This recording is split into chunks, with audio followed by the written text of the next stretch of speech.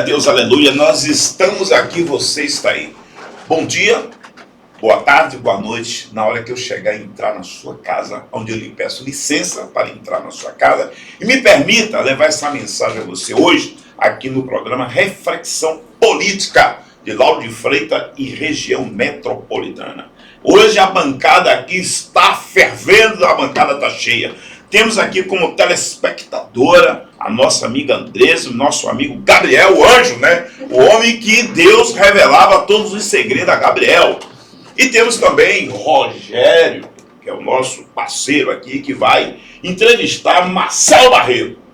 E Marcelo Barreto é pré-candidato a deputado federal pelo Avante, 70 neles, e o homem está cheio de gás, cheio de vontade, tem musculatura espiritual, material, e ele vai falar aqui todo o seu handicap para que você sinta a oportunidade de um candidato real, de verdade, que realmente, para mudar o contexto da história da capitania hereditária, de pai para filho, avô, neto, bisneto, tataraneto, tudo ladrão. Então nós temos que mudar o contexto dessa história aí, porque as ratazanas não podem mais estar no planal. Rogério, eu quero que você apresente o seu irmão Marcelo Barreto. Fala com ele aí, meu irmão. Tá emocionado, chorando? Eu quero dar uma boa noite ao povo de Lauro de Freitas. Quero dar uma boa noite a todas as lideranças, moradores. Quero mandar um abraço para o meu amigo Braga, a nossa amiga Cristina, e a nossa mesa aqui formada por Marcelo Barreto, pela Andressa e pelo Gabriel. E agora eu vou entrevistar, tenho a oportunidade de entrevistar meu irmão, né? Mas aqui não é Disneylândia não, viu? Aqui é pergunta mesmo que tem critério, que tem informação. Em primeiro lugar, Marcelo, eu te conheço muito bem, mas eu quero que você se apresente para o povo de Lauro de Freitas. Fale aí do que você já fez na vida, fale do que você não fez, o que é que você deseja fazer e o que é que você se propõe como pré-candidato a deputado federal para a Bahia. Diz aí um pouco o que é que você pensa aí da política baiana e dos seus projetos. Primeiramente, boa tarde aqui. Queria agradecer aqui o convite do amigo Braga, de Rogério, da Cristina, que está aqui, todos vocês que integram aqui a Rádio Web, o programa Agora. Agradecer também aqui o apoio do nosso amigo Gabriel e sua esposa Andressa, que também são nossos vizinhos lá em Mucugê. Mucugê, agora é Mucugê. Isso. E também saudar aqui a população de Lauro de Freitas, que é uma das cidades mais importantes do estado da Bahia, né? Está aqui, inclusive, a nível de população entre as 10 maiores da Bahia.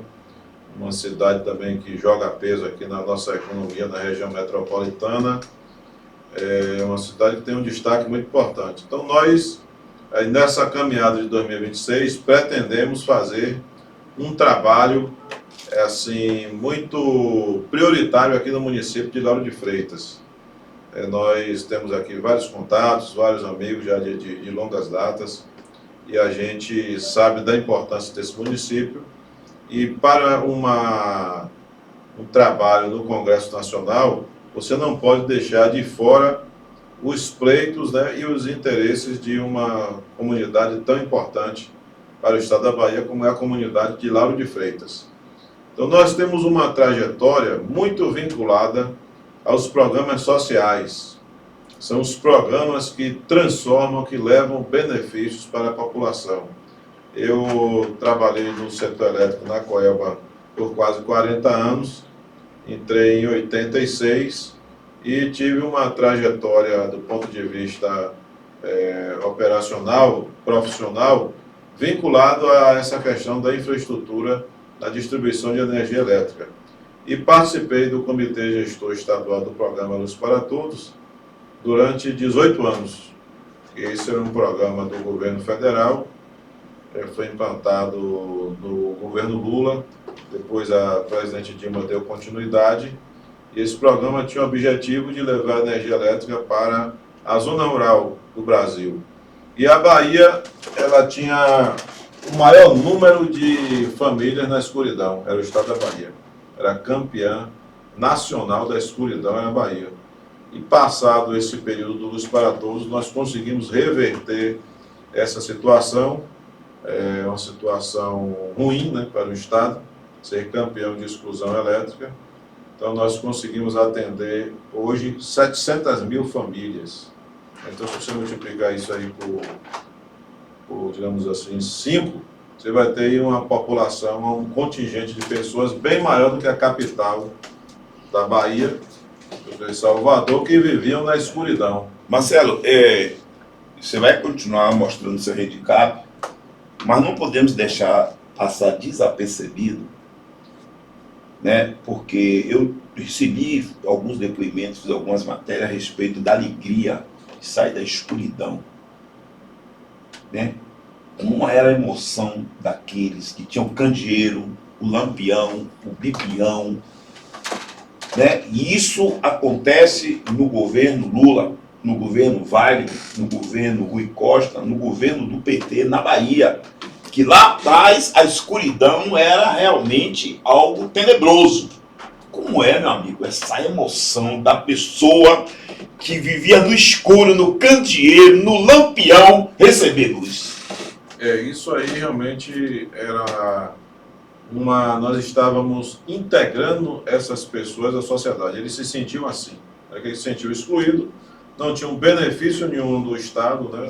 E eles viviam lá completamente abandonados, porque sem energia eles não conseguiam ter um alimento na geladeira, fazer uma feira, comprar uma carne fresca para armazenar, tinha que comprar carne salgada, tinha que comprar querosene para ter a iluminação.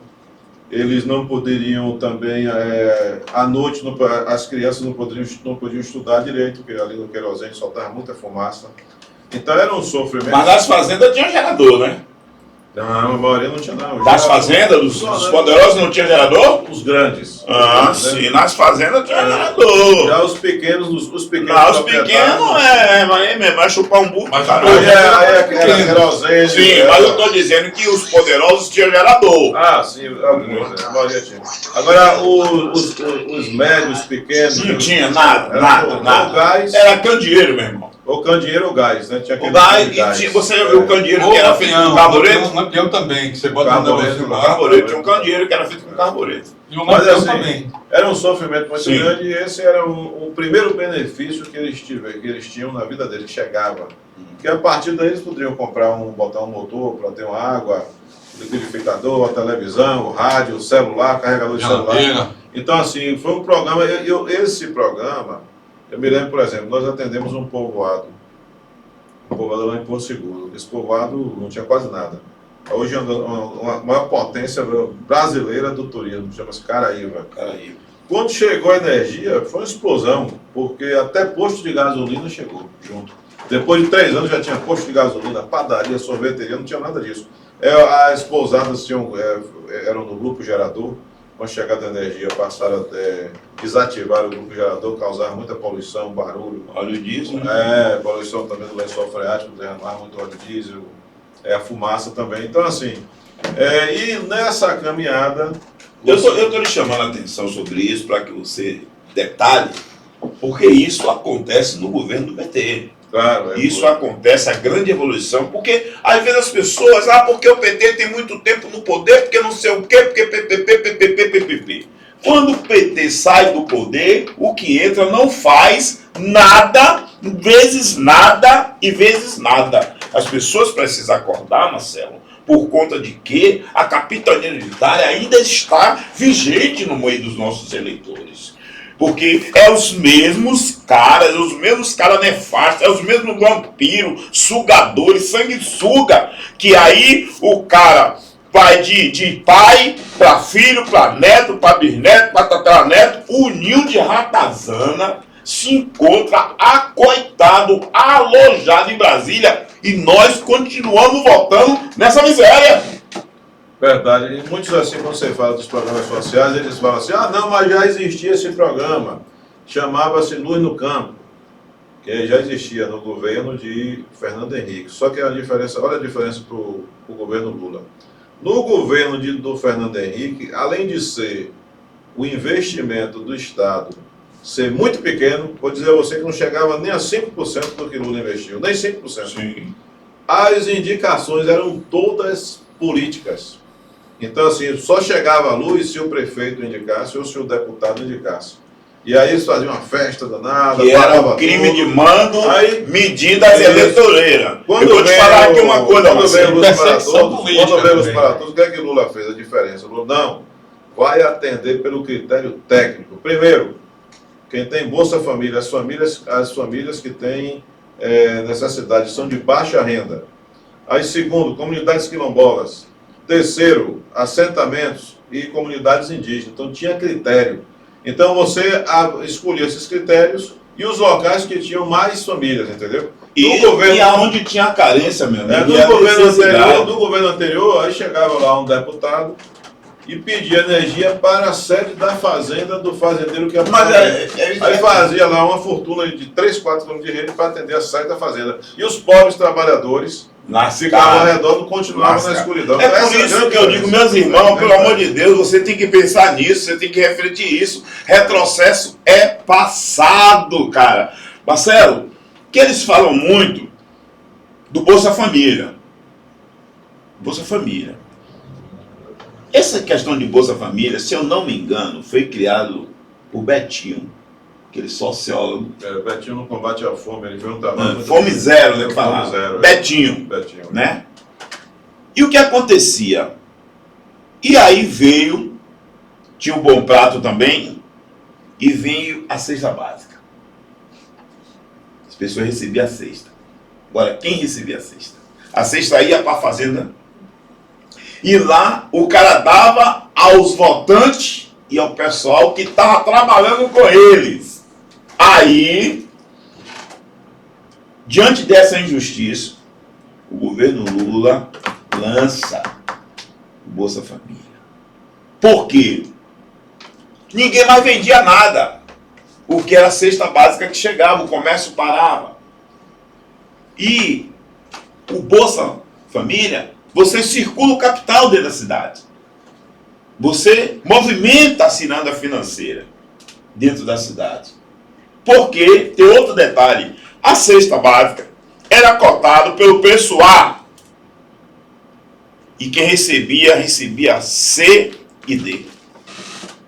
Porque só os empresários ganhavam superfaturando, comprava por A e entregava por C e D. Então, quando veio o Bolsa Família, acaba essa bandaleira, essa, para dizer assim, né, explicitamente, essa sacanagem. Dependência. E nesse momento, Marcelo, assim, o que aconteceu? Depois desse traumático Bolsonaro, finalizado aí pelo efeito do golpe, da tentativa de golpe, ainda existe uma paixão eterna com o bolsonarismo. Você acredita que esse fenômeno está embasado? Você acredita por que as pessoas ainda fazem essa opção pelo bolsonarismo? Por que essa paixão? Já que a contrapartida é muito pouca dada pelo bolsonarismo. Tanto é que a primeira coisa que Bolsonaro fez quando assumiu o poder foi terminar com o Ministério do Trabalho. O que você acredita? Por que essa paixão toda? É porque uma parte da classe brasileira gosta de comunalismo, ou você acha que realmente é uma doença, como dizem alguns psicanalistas, psicólogos ou psiquiatras? Na minha interpretação, eu vejo que é uma crise estrutural do Brasil. O Brasil é um país que tem muitos privilégios, as elites, elas privilégio para a classe dominante, para a elite. É bom que a gente diga isso para que não que esse bem comum não é estendido, que vem do crime do nepotismo, vem a mulher que trabalha, o pai que trabalha, o rato, o cachorro, o gato, a lagartixa, lá, todo mundo envolvido no pacote. É isso, as elites elas sempre construíram esses privilégios. Você causa própria da legislatura, né? Claro, os privilégios para eles mesmos, né? Então, assim, esses privilégios, existe um afastamento muito grande do Estado em relação à população carente. Aí você criou uma crise no Brasil, que essa crise não soubemos transformar o Brasil em uma verdadeira democracia. Porque a verdadeira democracia, por exemplo, o que é que eu quero que vocês entendam? Os países hoje que têm o melhor IDH do mundo é onde as pessoas existem a menor diferença, a menor variação entre a renda, entre quem ganha mais e quem ganha menos. Sim. Então você vê ali um juiz, que ele ganha, digamos, 20 mil reais. Agora o cidadão comum, que ganha mais, que ganha menos, ele ganha 5 mil. Então a diferença dele com o juiz é pouca, entendeu? Já que no Brasil não, a maioria da população, quando ganha um salário mínimo, e essas elites aí, pessoas recebendo, além de benefícios, salários astronômicos. Agora mesmo, esse negócio de desmoralização. Penduricário, né? Os caras fazendo um salário de 300, 400, 500 mil, 1 milhão, 2 milhões, e o povo... Aí quando fala em dar um aumento ao salário mínimo, diz que vai ter inflação. Quando vem agora a jornada de trabalho, diz que vai dar prejuízo. E o homem está morrendo por conta de não ter um lazer, de não ter a opção de conviver com sua família. Tudo isso vem minando a resistência da família. Mas por que existe esse do pobre de direito? Mas aí a questão, o que é que acontece? Em problema toda a sociedade, é baseado em quê? Quando existe uma crise política, porque aí existiu, nós enfrentamos uma crise política gravíssima. Sim. Com aqueles escândalos que ocorreram, né? O escândalo da Petrobras. Então você houve nós chegamos em um momento em que a classe política nunca esteve tão desmoralizada. A classe política de um modo geral. Aí são nesses momentos que surgem figuras como Bolsonaro, como Mussolini, como Hitler, nos momentos de crise. Aí ele entra aí para oferecer o que ele não pode construir, o que ele não pode dar. E para enganar a população, porque você vê... aproveitando da carência. Você vê um cara... A situação de crise foi tão grande no Brasil, que nós passamos aí nessas últimas décadas, a crise política, que qualquer louco, com qualquer proposta, com qualquer demagogia, muitas pessoas votaram como vingança. Eu fui traído, eu quero que o cerco pegue fogo mesmo, vou votar nesse aqui para ver no que é que vai dar. E aí deu o quê? Ficou a situação pior do que estava antes, porque o eleitor elegeu um camarada totalmente inescrupuloso, mal intencionado, que inclusive, por mais que ele diga que não, mas ele tentou desmoralizar a criação da vacina contra a Covid, tentou dizer que a vacina não servia para nada, que ia deixar as pessoas doentes. Virava jacaré. Fez por debaixo do pano todas as manobras para com que a vacina não acontecesse. Botou um ministro chamado Pazuello, sei lá que diabo. E aí, graças por exemplo, muitas pessoas falam assim, eu vi agora mesmo um camarada que inclusive está sendo cotado para ser vice-governador. Inclusive, foi reeleito lá na cidade do interior de Jequié, muito bem votado. Ele abriu a boca para falar que não tinha confiança nas vacinas porque foram feitas pressas. Então, imagine a ignorância do cidadão. Você querer comparar um processo de desenvolvimento de uma vacina há 30 anos atrás, onde nós tínhamos equipamentos analógicos, com o mundo de hoje, que é tudo digital. Aí você reúne os maiores cientistas da Alemanha, da França, do Brasil, lá do Instituto Butantan, com toda a tecnologia que está disponível hoje. Muito e o mais Brasil teve chance, na vacina da Covid, de sair na frente, eles não bancaram a pesquisa. Aí ele quer dizer o quê? Que a vacina, porque foi feita em um ano, que não serve, que não tem. Não, a vacina foi muito bem trabalhada. E aí você tem a Anvisa, que faz toda a análise, que tem muita responsabilidade, não ia colocar no mercado uma vacina que não tivesse eficácia. E aí, qual foi o resultado? Você vê que hoje a Covid, quando aparece fraca. Poucas pessoas morrem com a Covid. E naquele momento, ela foi crucial para salvar. Marcelo, a prova que a vacina tem eficiência e que eles estão mentindo, que o Bolsonaro se vacinou por debaixo do pano. Isso, é isso mesmo. Ele fraudou a fila, furou a fila e se vacinou. E tá aí, deu problema, aí todo mundo sabe, é nítido isso aí. Só que aparece os loucos adulterados. Implantar o neoliberalismo para fazer as pessoas esquecerem que o Estado tem as obrigações com saúde, com educação. Mas isso aí ele fez através de Paulo Guedes. Ele colocou Paulo Guedes, que é uma raposa velha no mercado financeiro, Paulo Guedes promoveu o maior roubo que já teve na história do Brasil. Foi a privatização fraudulenta da Eletrobras. Essa daí, se você juntar todos os escândalos que ocorreram no Brasil, não chega nem aos pés dessa, em termos de prejuízo. A Eletrobras é a maior empresa do Brasil, uma das maiores empresas do Brasil, criada no período Vargas, foi privatizada a preço de banana. O valor não chegava nem a 10% do que foi da privatização, 10% do valor da empresa. Então, essa política neoliberal, eles não conseguiram fazer mais destruição, porque não deu tempo. Porque Bolsonaro não conseguiu se reeleger. Senão o prejuízo ia ser maior ainda. Eles iam querer privatizar. Se ele consegue se eleger hoje, nós poderíamos ser uma Bolívia ou uma Venezuela qualquer aí. Isso já estava desenhado, esse cenário tenebroso, esse cenário macabro.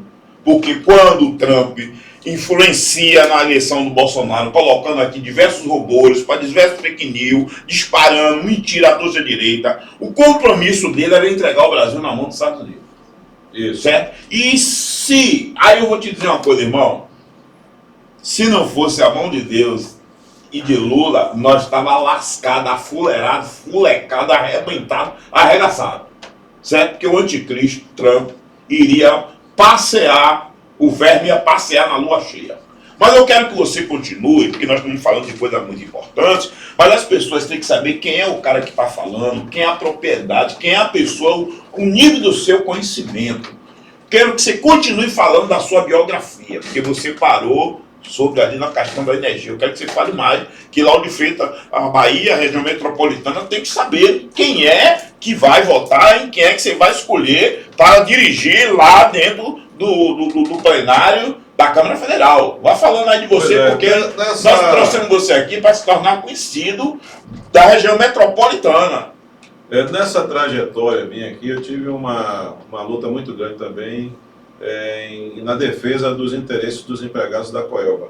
Sim. E também das ações da empresa, né? E isso aí é muito importante. Para vocês terem ideia, a Coelba hoje ela teve a renovação do contrato dela por mais 30 anos para esse grupo que está aí, que é o grupo da energia, que vem prestando péssimos serviços à população baiana, certo? É um grupo que só visa mesmo o lucro.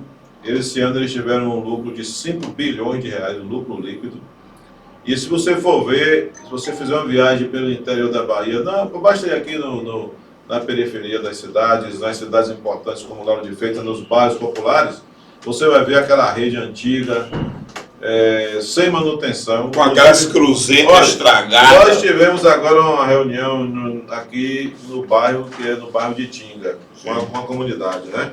E a Andressa que está aqui, ela lembrou de uma pessoa que faleceu nessa rua devido à queda de um fio de alta tensão. E essa pessoa morreu lá eletrocutada. Então você vê o que eu quero chegar a isso. As redes que hoje, essa companhia que ficou 30 anos prometendo modernizar, continuam antigas e colocando em risco a população. Por quê? Porque elas já teriam que ser substituídas por redes isoladas. Redes isoladas. Não precisa ser rede subterrânea, não. Como é isso, meu irmão? A rede isolada é uma rede que ela vem com o condutor, com isolamento. Tipo a ela chega a ser subterrânea? Não precisa ser subterrânea. A subterrânea também é isolada, mas hoje você já tem as redes de baixa tensão e média tensão, o termo correto tecnicamente falando é média, mas a gente chama popularmente de alta tensão. Sim. Já tem os condutores, que são os fios isolados. Sim. Né? Então ele é mais caro. Coberto com plástico, seria? Isolado, a gente fala com uma cobertura de isolação. Né? Sim, e aí, se você tocar nele acidentalmente, você não vai ter uma carga elétrica. Então, esses condutores são mais caros, então eles não usam, preferem usar a rede antiga com cabo nu para economizar. Então, é uma empresa que ela não quer modernizar para prestar um serviço mais seguro e melhor para a população. E, infelizmente, ela teve agora um presente, ela recebeu um presente, recebeu mais 30 anos de concessão, por mais 30 anos. Então, nós venceria em 2027 a concessão que foi privatizada em 97 pelo governo Paulo Souto. Sim. Foi privatizada. Aí passou 30 anos, agora vai receber mais 30. Mais 30. Então o que é que ocorre? É um serviço Afirmando, foi privatizada pelo governo Paulo Souto, que é da gama, da camada pecaminosa, né, desses que estão aí tentando se apossar do poder, mas gera Geraldinho. E na verdade, o que é que acontece? Nem o próprio Neto segurou esse Paulo Souto. Apoiou as ideias, mas nem o próprio Neto segurou o legado do velho ACM. Agora o ACM Neto, ele vem com uma versão dizendo que é liberal, mas na verdade ele tem lá o pé dele cravado nas malvadezas de ACM Neto. Privatização, ele tem os partidos todos da mão dele também, tem o nepotismo, tudo que o avô faz, o ACM Neto faz. Apesar de ser um burguês que não gosta de trabalhar também, viu? Acorda tarde. Mas, Marcelo, você aqui, estou vendo aqui dentro do seu currículo, graduado em administração de empresa, não é isso? Isso. Pós-graduação em gestão de pessoas e técnico em eletricidade, formado pela Escola de Engenharia de Salvador. Isso. Rapaz, é coisa, não é? Pois é, né? Nessa trajetória dentro da Coelho, a gente precisava se aprimorar, né? Porque nós tivemos que fazer... Rapaz, tu é pequeno, mas retado. Pois é. O trabalho exige que você estude, né? E se aprimore, porque além do trabalho técnico, você também tem a necessidade de coordenar equipes, trabalhar com pessoas, com o público também. E para isso você precisa estudar para poder adquirir esses conhecimentos que facilitam essa... E qual foi a região que você mais atuou? Eu estou passando agora por um processo desse, porque eu com 76 anos de idade, né? Achei que era um menino garoto e resolvi fazer a faculdade. E aí os colegas meus, os amigos que eu tenho, eles reclamavam muito comigo por não ter o título universitário.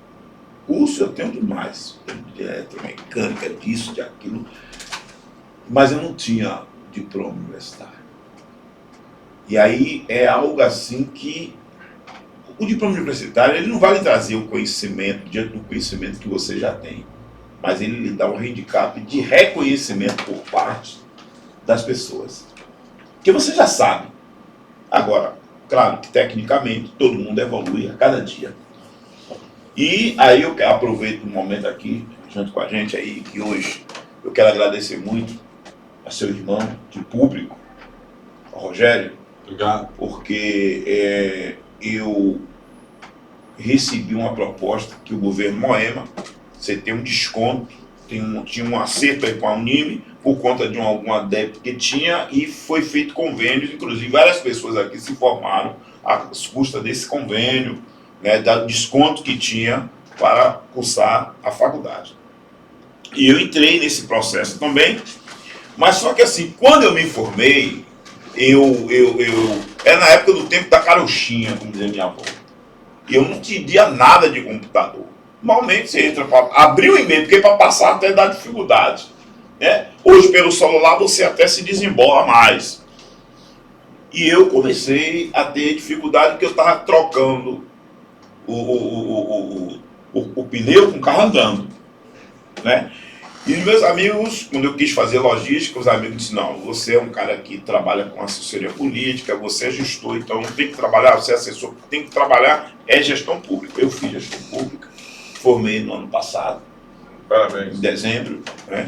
Parabéns. E com 7,6, e agora estou fazendo já pós-graduação nesse campo aí de liderar, porque o serviço público ele tem uma deficiência muito grande, que o cara acha que é do jeito que dá e do jeito que quer, como tem que ser feito, sem respeitar o contribuinte, que é o cara que paga o salário de todo mundo, inclusive do próprio contribuinte.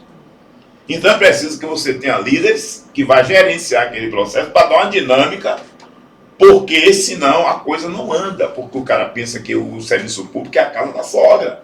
que ele tem que fazer como ele quer, porque ele pegou no pau da bandeira do candidato, ele não tem que fazer nada, ele tem que chegar a hora que ele quer, ele tem que sair a hora que ele quer, quer dizer, um verdadeiro mangue, né? Então eu estou passando por esse processo. E eu aproveito esse momento de público, porque chegou um momento que eu me desesperei. E eu disse, rapaz, desculpa a expressão, vou largar isso. Olha, vou largar isso aí. E aí, acidentalmente, beneficamente, eu conheci seu irmão. E aí ele disse, rapaz, eu vou lhe ajudar no máximo que eu puder. E quando eu quis largar, ele disse, rapaz, você não vai largar não.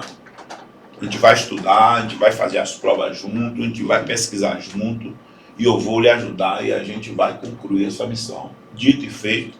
Missão cumprida. Palavra honrada, né? E eu também fiz um compromisso com ele. Estava acabando o governo de Moema, nós ia para a bancarrota, porque o povo trocou 6 por 4, não foi nem 6 por meia dúzia, e o Estado está reclamando de traição, eles traíram Moema e agora está reclamando que Devinha traiu eles, né? Pagando com a mesma moeda. E eu disse, já era o seguinte, quando eu sair daqui, para onde eu for, você vai comigo. Meu amigo, não se preocupe, desempregado você não vai ficar. Onde eu for, você vai comigo. Dito e feito. Onde eu fui. Aliás, eles foram primeiro do que eu, porque primeiro eu levei ele, depois levei o outro, depois levei um outro, eu fui o quarto da minha viagem, entendeu? Mas primeiro eu tinha a obrigação de ajeitar eles como eles estão ajeitados e azeitados na máquina. Então, Rogério, aproveitando aqui, quero parabenizar. Obrigado. O seu compromisso comigo e minha dívida de gratidão eterna com você, porque dívida não se paga. Nem se paga. Você administra, você não paga a dívida, você administra a dívida, certo? E favor não se paga, se administra. Tratando dessa política de grupo, Marcelo, você está saindo pré-candidato para o Avante. E quem é a pessoa no Avante que vai ser que seria o mais votado? E quais são suas pretensões? Quais são os seus projetos de campanha? O Avante é um partido hoje de grande destaque no cenário 74, 72 cenário estadual. Né? Ele está aí com mais de 70 prefeitos. Para você ter ideia agora mesmo, porque se você sabe que a corrida, né, eleitoral de 2026, o prazo para a mudança partidária, a janela partidária, né, era o dia 4. Então, o Avante foi o partido que mais recebeu adesões. Sim, inclusive, ele saiu de um deputado estadual para 7. Então, hoje é uma das maiores bancadas da Assembleia Legislativa, é o Avante. A expectativa, hoje ele tem 2 deputados federais dentro do partido, a expectativa é de eleger 5 deputados, entre 4 e 5 deputados federais e entre 5 e 6 deputados estaduais. Então, eu recebi o convite do presidente do partido, que é o Ronaldo Carleto. Sim. O Ronaldo Carleto é lá do Extremo Sul, lá eu sou eleitor lá de Porto Seguro. O Ronaldo Carleto faz política lá na região. Você também é fazendeiro lá, velho? Não, eu não. E o Ronaldo Carleto tem lá atuação lá em Itamaraju, Eunápolis, Porto Seguro, né? Um empresário lá. No dia que ele veio para a base do governo, nós estávamos lá, né? Inclusive também ele é um dos nomes que deve compor a chapa. O deputado estadual Felipe Duarte também nos recebeu muito bem lá dentro do Avante. E tem o nosso amigo Felipe, que inclusive... Luiz Felipe é amigo meu já, inclusive Luiz Felipe lá no PPL, ele ajudou bastante quando nós fazemos parte do PPL, e ele era advogado do partido. Felipe foi quem me levou até o Ronaldo Carleto com esse convite de sair candidato deputado federal. A deputado federal. Né? Hoje é pré-candidato a deputado federal pelo Avante. Então, o Avante é um partido que ele tem uma expectativa de se tornar nessas eleições aí um dos maiores da Bahia. Sim. Então, nós vamos usar esse trabalho, essa força do Avante, junto ao governo do Estado, né, que aí também o partido faz parte da base do Jerônimo Rodrigues. Vamos usar... O Isidoro continua no Avante? Continua. Continua. Então vamos usar esse trabalho do Avante junto ao governo do estado para a gente tentar levar mais avanços sociais. A proposta que eu tenho assim muito clara é que a Bahia precisa fazer uma revolução na sua infraestrutura. Nós estamos precisando de melhorar a malha rodoviária, duplicar muitas estradas, porque nós estamos com muitas estradas perigosas, onde ocorrem muitos acidentes fatais. A BR-101, BR-116, a 242, né, que a 242 praticamente virou uma ferrovia, que você passa lá, é só carreta de soja. Pressionar o governo federal para concluir a obra da FIOL, que é a que vai ligar a região oeste ao Porto de Ilhéus. É uma obra que está em andamento, mas precisa ser acelerada. Vai ajudar muito. Passo lento. Duplicar a ferrovia até Juazeiro, que é outra uma cidade importantíssima do norte do estado. E nós precisamos de ter, também que eu defendo, uma ferrovia de passageiros de Salvador, Feira de Santana, que seria o pontapé inicial para depois a gente expandir para o resto do estado. Porque é inadmissível um estado como a Bahia, em que o transporte ferroviário hoje, que é a melhor opção do mundo, se você for nos países mais avançados do mundo, o transporte ferroviário é prioridade, porque ele é mais rápido, mais seguro e mais barato. Então nós teríamos que começar Salvador Feira, esse trecho. Mas diz que o monopólio do petróleo acabou com a rede de ferro federal, né? Com a ferrovia, com a rede ferroviária federal. Que diz que o maior traçado que tem de estrada de ferro no Brasil, com essa dimensão, a estrada de ferro passava em todos os lugares. Era. Antigamente, né? Antiga rede ferroviária. E o Brasil começa distribuindo no lombo do burro, os mascates, né? Como é o nome? Tem um nome. Tropeiros, né? Tropeiros. Minas Gerais, que é hoje o estado com o maior número de municípios, que é em média de 860, por aí uma faixa dessa, tudo no lombo do burro, e foi crescendo, e a ferrovia cortava o Brasil de norte a sul, leste a oeste. E eles acabaram com a ferrovia. Não existe nenhuma desculpa cabível para os caras terem acabado com a ferrovia. Pois é. Então, assim, a gente precisa melhorar essa infraestrutura para o estado passar a crescer. Você tem regiões onde o turismo hoje está muito forte, a agricultura familiar, o agronegócio ali na Chapada Diamantina, o agronegócio na região oeste. Aí o turismo muito forte da Bahia. A Bahia hoje é um dos estados que mais recebe turistas do Brasil. Mas o que é que a gente percebe? A infraestrutura ainda está muito precária. E essa parte do transporte é a obrigação do Estado. Porque a iniciativa privada atua, constrói os hotéis, os balneários, as pousadas, os restaurantes. Mas o direito de locomoção. Mas a infraestrutura tem que ser do Estado. A gente precisa melhorar isso. Ela está muito ainda precária, entendeu? Muito precária. Então, esse do mandato nosso vai ter assim uma dedicação exclusiva, prioritária em relação a essa questão da infraestrutura. Como é que você se vê dentro de um partido com essa estrutura gigante que é o Avante, que pode fazer de 4 a 5 até, quem sabe, até 7 deputados?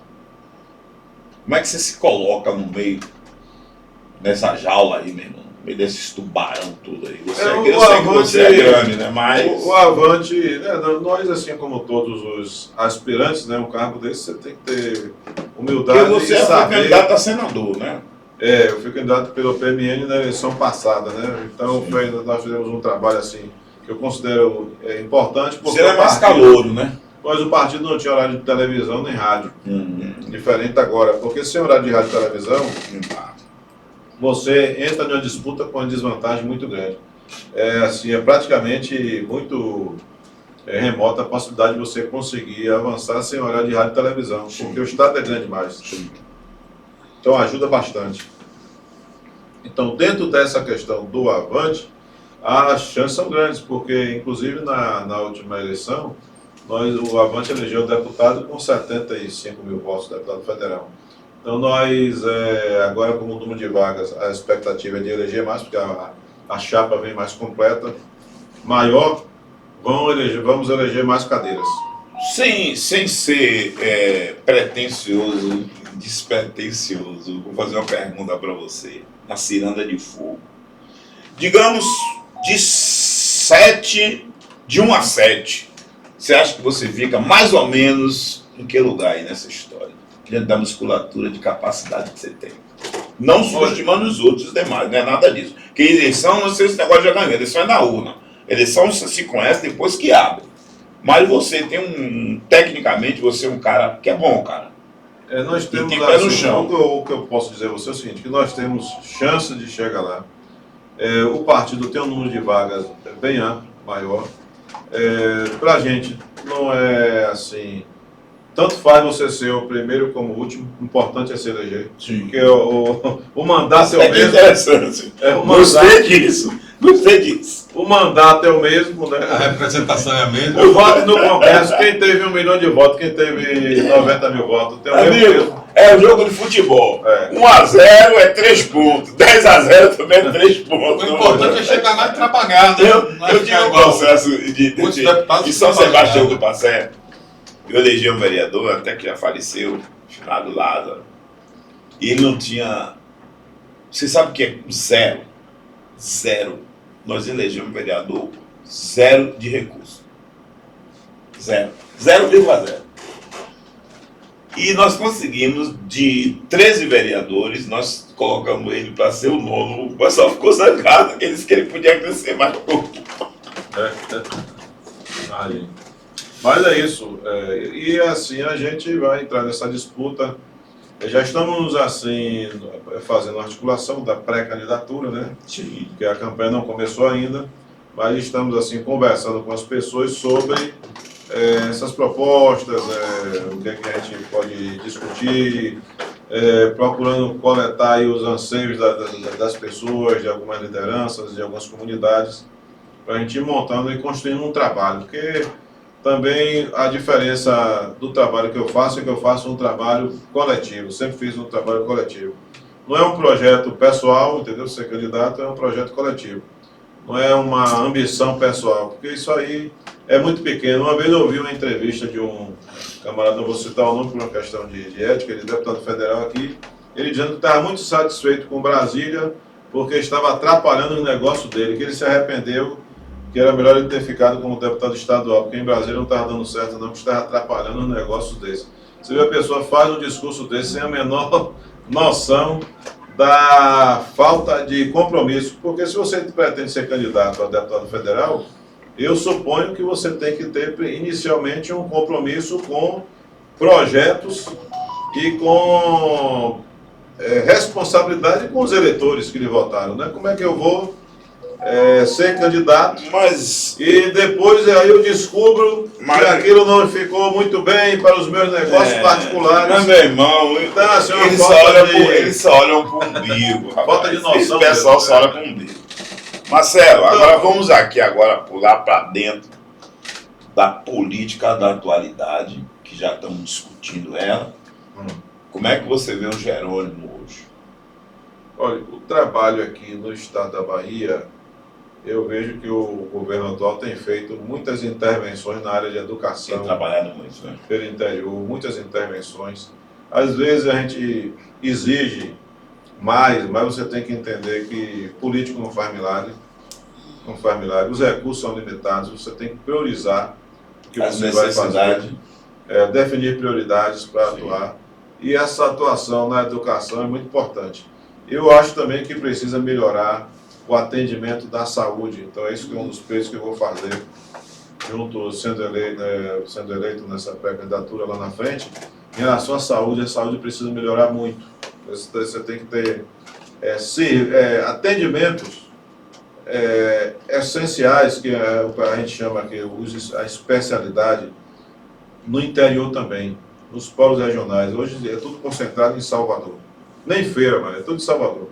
Então, tanto que aqui em Salvador, você tem mais de 100 casas de apoio de prefeituras do interior, que bancam para as pessoas virem de lá para cá para fazer tratamento de saúde. No Aristide Maltês, no Roberto Santos.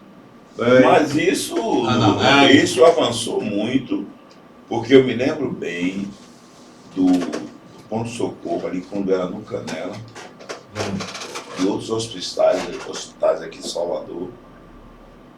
antes de vir as policlínicas e ser mais espalhado e pulverizado os hospitais pelo interior, era um terror, meu amigo. Mas você tem que colocar hospitais com capacidade de fazer Era um cirurgia terror. de alta complexidade em Barreiras, em Juazeiro, em Pontos Itabuna, estratégicos que você quer falar. para desafogar. Não, o cara não aguenta chegar aqui, já chega morto aqui. É. Como é que você vai sair de Teixeira de Freitas de carro para ir para Salvador? São 1.000 quilômetros, são 900 Mas quilômetros. a pergunta é, está melhor antes ou hoje? Não, tá, com certeza está avançando. Está avançando. Agora o que a gente precisa ainda não está 100%, mas está 100% avançando. não vai chegar de jeito nenhum, porque Mas chega em difícil. 90%. 100% só o homem lá de cima.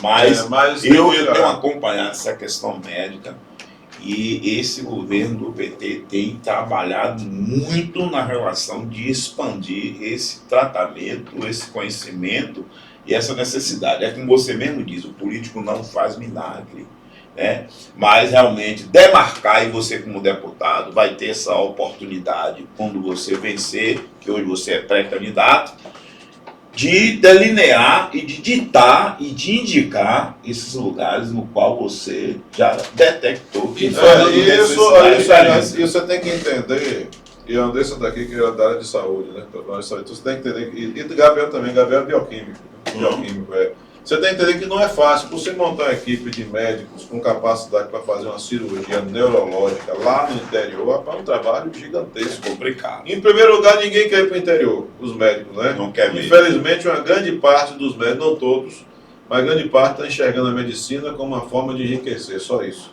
Não tem aquele amor pelo trabalho, aquele compromisso que a própria medicina, né, dava àqueles formandos. Em primeiro lugar, a vida humana. Eu queria, Marcelo, que eles ficassem ricos, multimilionários, mas que fosse honesto, que fosse sério, que fosse sensível, que não fosse açougueiro ou magarefe, Pois é. desossando cadáver das pessoas. Eu quero que o cara fique rico, mas não deixe de fazer o seu dever de casa. Porque quando trouxeram os médicos cubanos, que alguns segmentos ordinários achavam que os caras não tinham conhecimento e combinaram, e veio por conta de que os médicos não querem ir para o interior, todo mundo quer concentrar na capital, e não tem nem como você atender um estado com 417 municípios, atender todo mundo na capital, porque o cara está acomodadozinho e ele não quer ir para o interior trabalhar. Ele aprende com o dinheiro do governo, ele aprende com o dinheiro do contribuinte e ele não devolve ao contribuinte, até porque até a residência acabou. Tá entendendo? Então, meu amigo, que eu digo todo dia, eu queria que o político ganhasse um salário milionário, mas eu também queria que se ele roubasse, ele fosse para a guilhotina. Em primeiro lugar, eu acho que a visão que eu tenho é o seguinte: a política não é lugar de ninguém enriquecer, né? Acho que quem quer enriquecer monta uma empresa, vai ser um jogador de futebol, vai estudar para botar uma mineração. Eu penso, Marcelo. A política é cargo público. Eu penso, cargo público é muito sofrido porque é dinheiro que vem do imposto. E é inadmissível um juiz ganhar 100 mil reais por mês em um país em que a maioria da população... 100 reais, pai, 100 reais essa país é salário mínimo, o cara ganha 300, 350 mil, 400 mil, 600 mil. Você está sendo generoso, irmão. Queria reforçar aqui, o apoio às medidas do ministro Flávio Dino, do ministro... Esse cara tá lascando. É uma pessoa séria. Lascou a boca do balão, estourou a boca do balão. Pessoa séria, inclusive ele, por ser sério e ser muito combativo, ele é alvo de muitas fake news, dos bolsonaristas que atacam ele com um monte de mentira, que fez isso de errado no Maranhão, tudo mentira, nunca se envolveu em maracutaia nenhuma. Flávio Dino, com essa proposta, a proposta de acabar... Botou para quebrar. Com os penduricários. Penduricários. Isso aí é um desrespeito à Constituição. A Constituição é clara. O salário não pode ultrapassar do presidente da República. Aí fazem aquela subterfúgio, criam um monte de penduricário, e aí o cara bota lá 180, não foi o salário, foi um benefício que eu tinha aqui, que eu tinha direito. Tá? Isso aí ele acabou. Isso aí chama-se conta fantasma, safosto. E a outra medida dele agora, que é essa medida também de você não... A aposentadoria para os juízes que cometem irregularidades, e ser aposentado compulsoriamente com um salário de 42 mil. Então isso aí é outra ilegalidade. Um trabalhador não precisa de cometer um ato de ilegalidade dentro da empresa, não. Basta ele cometer faltas, ele é demitido por justa causa. Porque um juiz que tem uma responsabilidade maior deveria ser um exemplo para a sociedade, comete um crime e Não, eu tenho é premiado. Esses caras são traficantes, esses caras são estupradores, esses caras são pedófilos, são tudo. Aí o cara recorre à aposentadoria e sai com todos os direitos. Você vê agora em São Paulo, esse negócio do capitão lá, que, segundo, eu não estou dizendo que ele matou, mas tudo indica que ele matou e disse que a mulher se matou, né?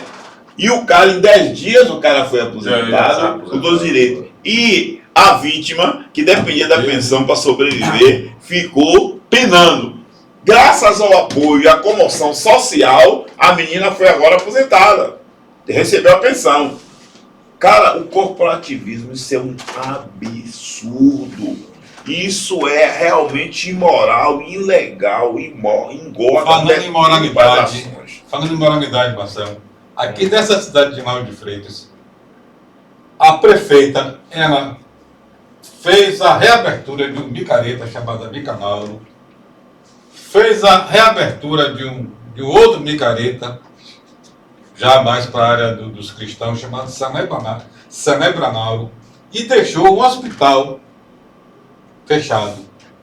Pois é, você tem prioridade com outras coisas, com a saúde. Mas peraí, ela não reabriu deixou o hospital fechado ou não reabriu? Ela pegou o hospital e não reabriu. Fez um micareta. Mas ela fechou. Ela encontrou fechado, mas não reabriu. Mas não reabriu. Que disse que ia reabrir, disse ao leitor que ia reabrir. Disse que ia reabrir. Tá não reabriu. Me entenda aí. Então o hospital chamado Jorge Novis está aqui na Itinga, fechado. Se gastou. Mas não disse que botou obra, que já fez licitação, fez tudo lá. Mas não reabriu ainda. Quem quer abrir nada na obra? Lá depois a empresa subiu, depois entrou outro, depois um abandonou, disse que não ia mais fazer, que não dava. Então esse modelo de gestão que você acredita, imagine, que critério você acha que uma pessoa que faça isso, qual o objetivo que ela tem, qual a visão que ela tem de gestão pública? A saúde e a educação é prioridade, né? Quando a pessoa passa a gastar com festa, você só deve gastar com festa se sobrar recurso, né? E isso é muito difícil, sobrar recurso, né, no Brasil. Então é inversão de valor, você pegar o dinheiro que poderia estar gastando com questões prioritárias no município e estar gastando com festa, estar jogando dinheiro público na lata do lixo. Aí é mais mesmo para estimular, né? Infelizmente tem alguns prefeitos que estimulam a política em cima do oba-oba, né? Mas isso é a chamada cultura do pão e circo. Pão e circo. Eu, João, com você, não sou contra o carnaval, até porque já toquei carnaval, já fiz carnaval, já fui empresário também, não sou contra. O que eu sou contra é quando você deixa um déficit na saúde, na educação, que até hoje não receberá fardamento, certo? Que a atenção básica ainda não foi regulamentada. Você investe em festa, em pão e circo, aí eu vou ter minha dúvida se eu aprovo uma medida tão pecaminosa como essa. Eu acho que tem que ter festa, eu acho que tem que ter alegria. Agora, quando você, de uma forma esdrúxula, escalafobética, munfética, insensível, faz esse tipo de coisa, porque quando eu olhar se meu hospital está funcionando bem, se o social está funcionando bem, se as crianças já receberam, se eu reformei a escola, peraí, meu irmão, nós estamos falando de violência. Como é que você vai combater violência com escola ruim? Como é que você combate violência com saúde ruim? Porque o doente não aprende, ele tem que se curar primeiro. Aí que gera as grandes dúvidas. E aí, Marcelo, tem uma coisa, que no palanque todo mundo promete tudo. No palanque todo mundo é anjo. Quando sai de lá, que entra por cento para governar, é Satanás. Entendeu? Então, eu acho, mas Marcelo, regras e que esse investimento que você está fazendo, de aula, e esse convite que você recebeu, meu amigo, irmão, eu vou te contar. É uma missão muito grande. Eu vi uma vez, a minha avó disse assim, que a mesma mão que acaricia o berço, a mesma mão mata. E eu vou lhe cobrar. Vou lhe cobrar. Porque para um eleitor lhe cobrar é mais difícil. Para mim, que tem uma comunicação na mão, se eu quiser tirar proveito disso, eu vou lhe cobrar. Porém, assim, eu sou aquele cara que eu sou decente moralmente. Eu, durante 30, quase 40 anos de rádio, eu nunca dei um direito de resposta. E tudo isso porque eu vou na verdade. O nome do meu blog, com ele, é Blog Verdade. Eu jamais faço uma crítica do lado pessoal, jamais faço uma crítica para atingir família, jamais faço uma crítica mentirosa, levinosa, leviana, não. Eu falo, eu investigo, eu trago a minha fonte de informação, que eu tenho o direito de preservar quem me informa, e vou falar a verdade. E vou lhe dizer, meu amigo, no que depender desse comunicador aqui, você vai ter um parceiro, um alinhado, para o que der e vier. Eu sou um homem de palavra. Aquilo que eu lhe der como palavra, você pode escrever e me cobrar. Porque eu não recuo diante do desafio nem do desafeto. Certo? Eu adotei, eu fui um dos caras muito prejudicados dentro da cultura baiana, porque eu cantava reggae. E o reggae traz uma bandeira de reivindicação muito forte. Foi Bob Marley, né? Jimmy Cliff. E aí os donos das rádios, tudo pecaminoso, tudo empresário. Né? A maioria lacaio, lambimoio e dentro de um poder avassalador. E aí eu chegava lá cantando reggae. O cara nem queria me tocar, cadê me tocar? Né? E aí eu caio no discante, eu dei uma música chamada Farinha Ruim. Você se lembra quando teve aquele escândalo do orçamento? Lembro. Fui fazer uma música com aquele negócio, você me deu tanta confusão. Tanta confusão, porque eu disse que bandidos dos meus filhos são tudo farinha do mesmo saco. Isso me deu um problema muito sério, né? E depois eu fui dizer que isso é política, um horror. Quando bate sua porta, você não pergunta manda entrar, quando vai ao gabinete, engraçado, ele nunca está. Outro problema que eu tive. Eu tive a média de quase umas 30 músicas censuradas. E você falando em cobrança, já se passaram 1 ano e 4 meses. 1 ano e 4 meses. Nenhum deputado da direita mandou uma emenda sequer para abrir esse hospital. Mas para o Micareta e o Bicanal vai ter. E eu soube até que já estão se planejando o Mica São João. É mica, viu, mano? É mica. Vai ser mica, é a cultura da mica e do mico. Mas isso aí, meu amigo, você sabe o que é, Marcelo Braga, Cristina? Isso aí, na verdade, é uma troca de favores. Porque quem quer fazer gestão séria tem que fazer aplicada. Mas é uma troca de favor, como com esse negócio, o cara que ajudou na campanha, o cara que bancou, o cara que ajudou na campanha, o que financiou, o que foi. É isso, é a lei do retorno? É o tomar lá da cá. É a política do tomar lá da cá. É o que a Semineto fez aqui em Lauro de Freitas, ele tomou a parte dele, veio o Eminaldo, tomou a parte dele, e aí sobrou aqui um quadradinho aqui, ó, para a prefeita poder trabalhar. E tem muita gente tomando. Então esse tomar lá da cá ficou maléfico para a população de Lauro de Freitas. Lauro de Freitas, quantos mil desempregados hoje? Puxa, eu acredito que da informalidade tem uns 40 mil na informalidade. Desempregado. Diz que são antena de 9 mil, quase 12 mil. Sem nenhum tipo de ocupação? Sim. Dizem que é 38 mil desempregados. Misericórdia. Não é fácil não. Outra questão que eu queria aproveitar a oportunidade de colocar é o seguinte: nós estamos numa luta muito grande aí com os aposentados da Coelba, né? Sim. Porque o que é que ocorre? A Coelba, ela deu agora um reajuste de quase 40%. Você vê um absurdo hoje num país que a inflação, o reajuste do salário mínimo foi 5%.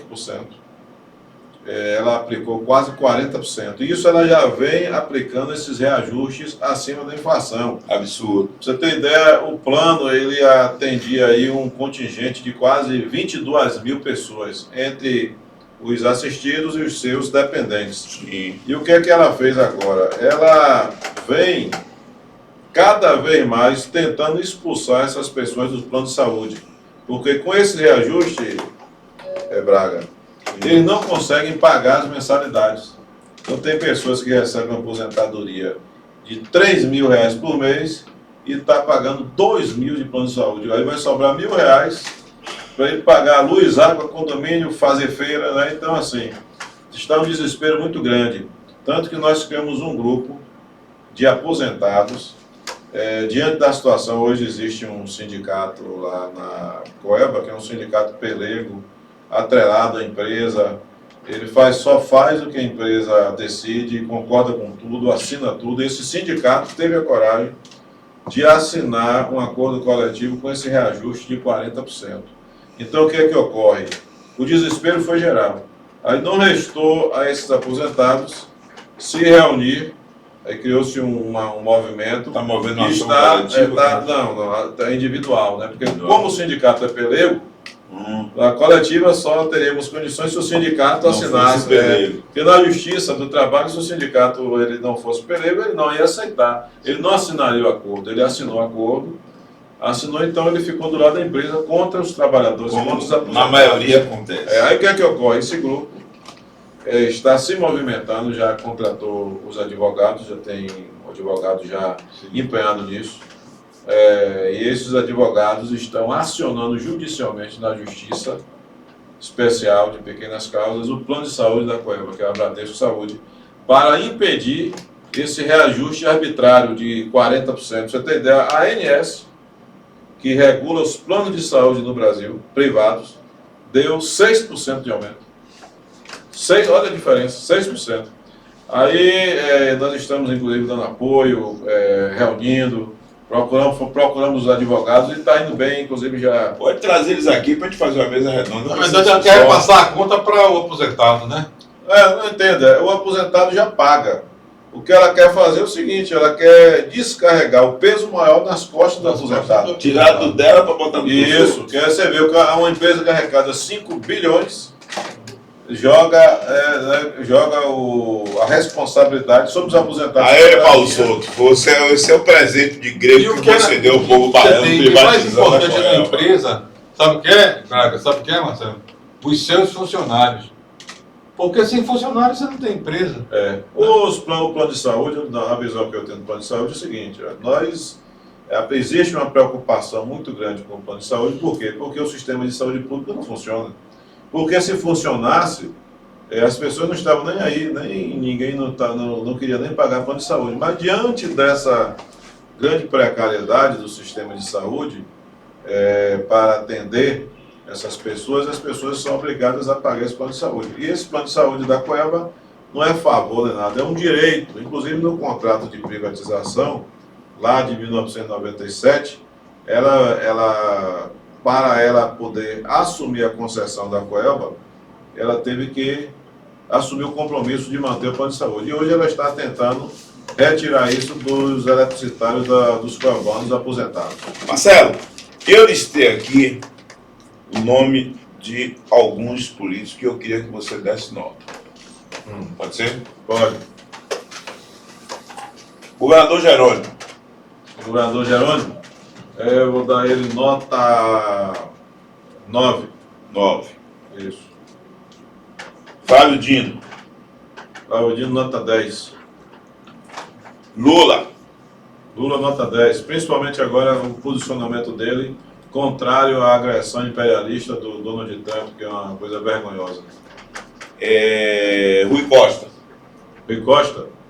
O Rui Costa é ministro, né? Foi governador. Isso. Eu vou botar aí nota 8, porque ele poderia ter barrado essa renovação da concessão da Coelba por mais de 30 anos. Wagner. Wagner também nota 8.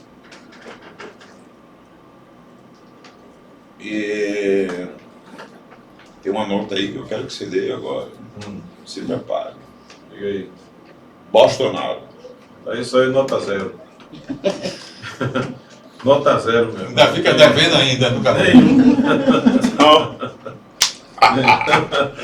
Marcelo, queria que você falasse mais do seu handicap, porque nós estamos quase chegando ao final do programa e a finalidade maior aqui é conhecer a sua capacidade, né? Outros candidatos já passaram por aqui, pré-candidatos já passaram por aqui, você que está chegando aqui também e está aqui aberto para você voltar a hora que você necessitar e precisar.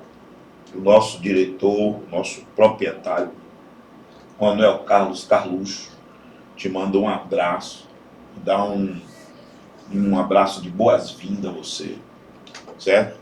Nossa amiga Cristina ali, que é operadora de áudio e vídeo na técnica de som, as mulheres estão mandando, estão empoderadas, viu? Mas se segura, aperta o cinto que o piloto sumiu, né?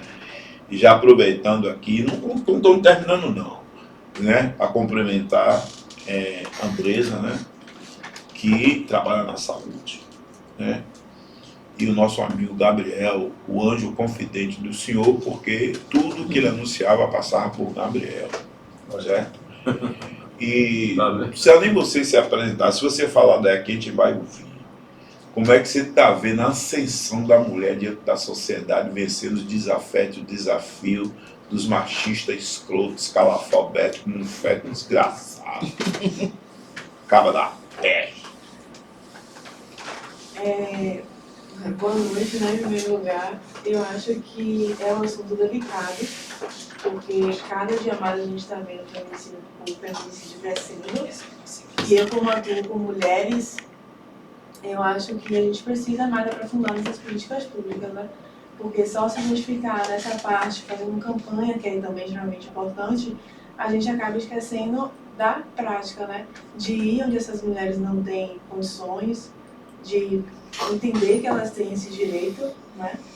E tentar melhorar em questão mesmo de políticas públicas. Ontem nós tivemos aqui uma discussão muito forte a respeito do homem sonegar o direito, tá, das mulheres, né? E achar que o lugar da mulher é onde ele quer quando não é, né? Nós temos nosso livre-arbítrio.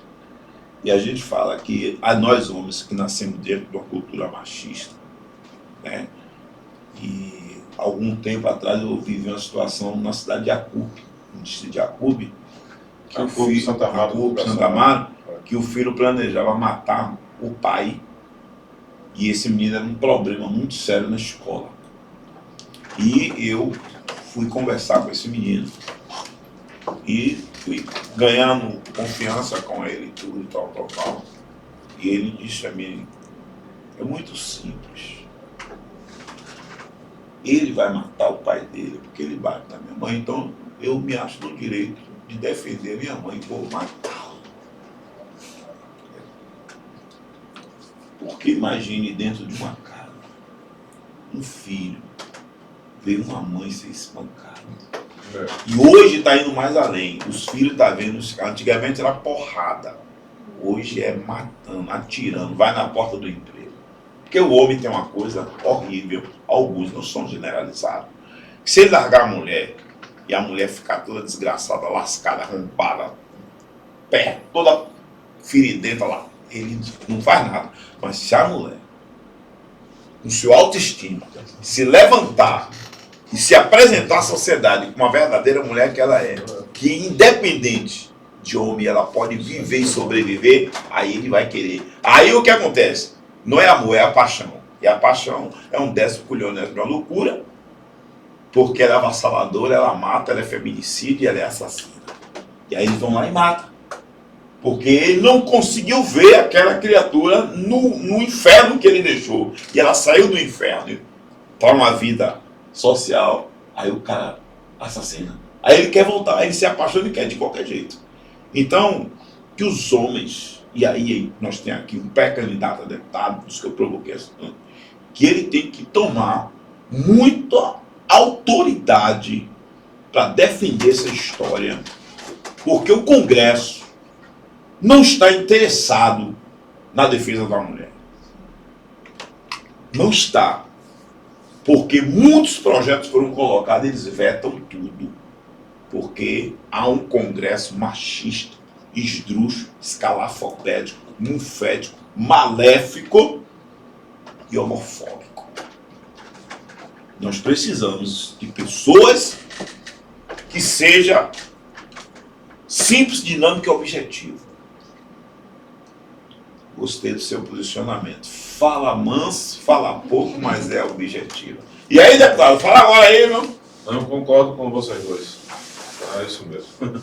Tem que ter O Brasil, né? o feminicídio ainda é uma das pragas que tem que ser exterminada dentro do Brasil, porque é uma prática que realmente não tem, assim, ela deixa a sociedade desmoralizada, porque imagine você, o número de feminicídios aumentando, a sociedade vai avançando e o número de feminicídios aumentando. Que avanço é esse?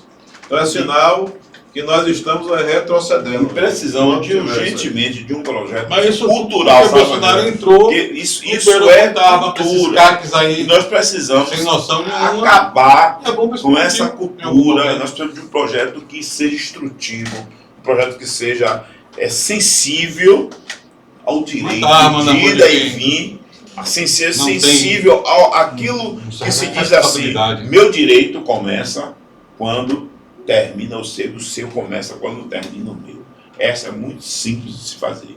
Porque, Marcelo, as pessoas culpam muito os governantes. Mas o Congresso, você que é um congressista, vai ser um congressista, sabe que eles barram tudo que é avanço, tudo aquilo que tira o povo da ignorância. Porque eu digo que o povo não foi ignorância, não vai votar mais nele. Ou ele vai trabalhar direito para fazer a coisa certa, ele não vai receber o povo. Então essa coisa de vetar os projetos do governo, deixar o povo na miséria, é uma forma de aliciar, é uma forma de chantagear e de cada vez mais deixar o povo ignorante para que não tenha consciência dos seus direitos quando faz a cobrança. É isso, deputado? É verdade.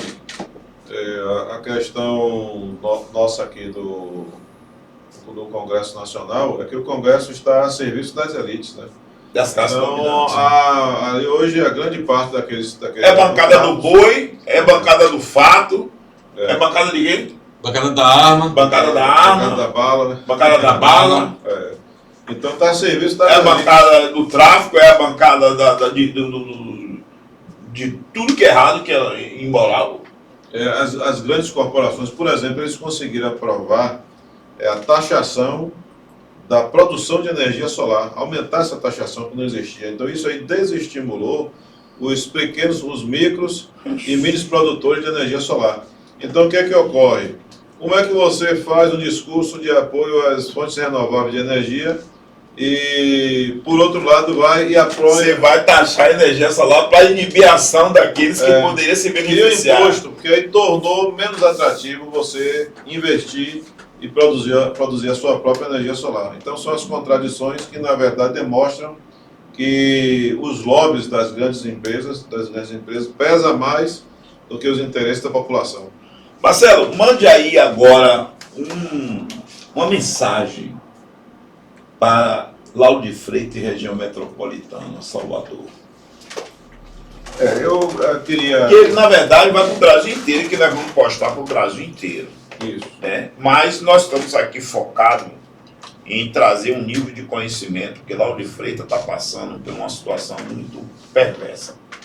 O povo está desestimulado, o povo está triste, o povo está sentindo-se traído, o povo está totalmente fora da realidade diante de tanta coisa ruim que tem acontecido nessa cidade. E tudo isso perpassa, não é pelas pessoas da cidade, é pelo fator gestão. Está muito ruim. Porque os recursos de Lauro de Freitas, ele é todo desembocado em Camaçari, Salvador e Simões Filho. E o povo está morrendo à míngua na miséria. O povo está pobre, paupérrimo. E isso você sabe que pobreza fomenta violência. Falta de educação fomenta violência. Falta de saúde fomenta morte e violência. Manda uma mensagem para esse povo que está sofrendo por falta de gestores competentes, conscientes da verdade. Esse momento, esse ano 2026 é um ano crucial, né? Porque todos esses problemas que você colocou aqui, nós teremos uma oportunidade de começar a amenizar e solucionar. Então, para isso, é importante que as pessoas procurem avaliar as propostas dos candidatos, dos pré-candidatos, os programas dos partidários, e procurem também entrar no debate, porque o tempo vai passando e as pessoas vão percebendo que se elas não se inserirem nesse processo, eles ficarão como meros fantoches no processo. Eles não terão uma capacidade de Coadjuvante, você intervir. quer dizer? Hein? Serão os coadjuvantes? É manipulado mesmo. O fantoche é aquele que é manipulado, né? Então eles ficam manipulados por interesses escusos, interesses pessoais, de corporações, de grupos que utilizam a política para se locupletar. Então é um momento crucial, a eleição está aí na frente. É a hora da decisão, né? O Congresso, Bloco, mato que o jogo é de campeonato. o Né? Congresso Nacional, todos nós sabemos que joga muito peso. Então nós temos que conversar com as pessoas, procurar conscientizá-las para que elas façam uma avaliação bem, digamos assim, uma avaliação mais vinculada à realidade do nosso país, aos problemas da cidade, para que a gente dê outro rumo à política no Brasil. Aqui não só no município de Lauro de Freitas, é um município aí que está sofrendo com essas consequências que você colocou, de eleger uma pessoa que não tem preparo político, nem tem uma visão mais profunda dos problemas do município, fica gastando dinheiro público com bobagens, enquanto aí está uma carência muito grande. Uma cidade que nem Lauro de Freitas tem que investir na geração de emprego, trazer para aqui empresas que venham investir em tecnologias, porque é um lugar perto aqui do Porto de Salvador, o aeroporto aqui do lado, essa orla aqui, o litoral norte, que hoje é uma área cada vez mais valorizada, essa região do litoral norte, da Estrada do Coco, que está crescendo bastante, se expandindo cada vez mais. E Lauro de Freitas, essa porta aqui, muito bem localizada, é uma cidade estratégica. Então ela não pode conviver com esse desemprego absurdo que tem aqui. Então, Porque assim, antes de entrar, todo mundo faz tudo e critica todo mundo. Aí a gente acredita muito em quem critica, e quando a pessoa senta, passa pelo mesmo processo, entendeu? Então, eu quero aqui nesse momento agradecer a você pela sua contribuição, colaboração, por vocês ter a coragem de se pronunciar como pré-candidato, porque é um ato digno de coragem. Porém, os covardes, quando chegam lá, não faz o ato de coragem, faz o ato de covardia. Isso. E eu tenho e quero ter essa certeza que você não é mais um no meio da multidão, que você pode fazer a diferença e seja um cara diferenciado. Pelo legado de família que você tem, pela capacidade de conhecimento, de legado familiar, e se você colocar isso como ponto principal de defender essa bandeira, tenho certeza que você será um parlamentar de excelência. Te desejo sorte. O podcast O Agora, certo? Rádio Web te deseja muita sorte. Como a outros que vão passar por aqui, nós queremos realmente fazer de um pomar com fruta selecta naquele Congresso Nacional. Pois é, agradeço, quero aproveitar aqui para agradecer assim, profundamente essa oportunidade que vocês deram. A gente vir aqui com os amigos, colocar aqui essas ideias e iniciar esse debate. Né? E foi muito importante aqui o apoio aqui da Rádio Web, do programa O Agora. Agradecer aqui Rogério, Reflexão Cristina, né? Cristina. Cris! E Braga. A mulher do batom Também, vermelho. E quero aproveitar e agradecer também o Carluxo, que não está aqui, mas agradecer o Carluxo pela oportunidade também. E vamos à frente e vamos Avante, contar, né? Avante. 70 neles, né, velho? Avante, 70 neles, o Avante vai crescer muito. Como é? Marcelo Barreto, pré-candidato a deputado federal. Vamos Com as avante. considerações finais. Eu abri o programa, agora você fecha, Caboré. Eu vejo o seguinte, eu vejo que nessa política aí, nessa nova política, precisa de gente com competência. E pela conversa que Marcelo teve aqui, ele mostrou que ele tem competência, mostrou que tem conhecimento. E voto não é emoção, é razão, né? Mostrou que conhece a Bahia toda. E mostrou aqui o que acontece, porque o Estado está travado. Está travado porque não tem rodovia que está andando direito, porque a saúde não está boa, porque a educação não está boa. E baseado nisso, Marcelo Barreto, ele tem condições sim de fazer um grande mandato. E essa cidade aqui de Lauro de Freitas vai conhecer ele muito bem. Porque onde ele vai estar, eu vou estar também levando, mostrando o trabalho dele. O povo dessa cidade também gosta de mim e vai gostar dele, vai votar nele também. Agora, para fechar o programa, fechou? Fechei. Pronto. Uma ótima noite a todos. Que nota você dá ao Ronaldo Carleto? Não, Ronaldo Carleto é uma Como pessoa... articulador, eu quero você dar nota, que eu vou fechar aí. Quando você acabar de dar nota, Cristina, pode cortar o ar. Carleto é o seguinte, o que eu tenho a dizer dele aqui, né? Ele, assim, tem uma ação empresarial aqui no extremo sul da Bahia e em toda, para você ter ideia, o transporte urbano e o transporte coletivo de Teixeira de Freitas, passando por Porto Seguro, Eunápolis, por Ilhéus, Itabuna e Jequié, é coordenado por empresas que ele construiu, ele e a família dele. Então, para um empresário chegar nesse patamar e construir uma estrutura empresarial com esse tamanho, com essa importância social, ele não poderia, né, receber uma nota menor que nota 9. Menor do que nota 9. Talvez 10 ele vai merecer daqui no decorrer dessa trajetória, porque está chegando lá. É um trabalho assim, muito grande que ele tem desenvolvido lá no extremo sul, porque tem gerado muitos empregos. Muitas famílias que hoje são motoristas, cobradores, despachantes, né? É uma estrutura muito grande. Então, só em gerar emprego naquela região toda ali já realmente é uma nota... Com as considerações finais, aqui fala Braga Lilo, seu repórter, seu comunicador. Reflexão política de Lauro de Freitas e região metropolitana. Tchau, tchau. Um abraço a todos, boa noite. Obrigado, grande abraço.